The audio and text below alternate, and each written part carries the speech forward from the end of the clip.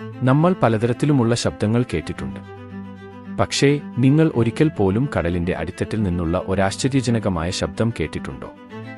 1977 ശാസ്ത്രജ്ഞർ ഒരു അപൂർവ ശബ്ദം പകർത്തി അതിനെ അവർ പേരിട്ടത് ദി ബ്ലൂപ്പ്. ഇത് റെക്കോർഡ് ചെയ്തെന്ന് പറയുന്നത് പസഫിക് മഹാസമുദ്രത്തിന്റെ ഒരു ഭാഗത്ത് നിന്നാണ്.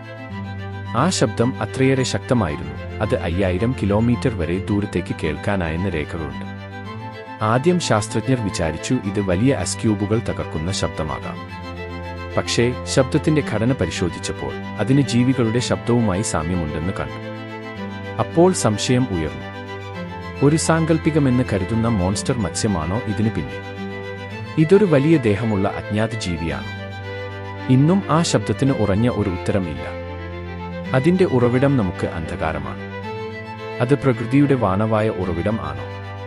അല്ലെങ്കിൽ പാരൽ ലോകത്തുനിന്നുള്ള സന്ദേശം ആണോ? നമുക്ക് അറിയാത്ത അത്രയും കാര്യങ്ങൾ കടലിന്റെ ഇരുണ്ടതയിൽ ഒളിഞ്ഞിരിക്കുന്നു.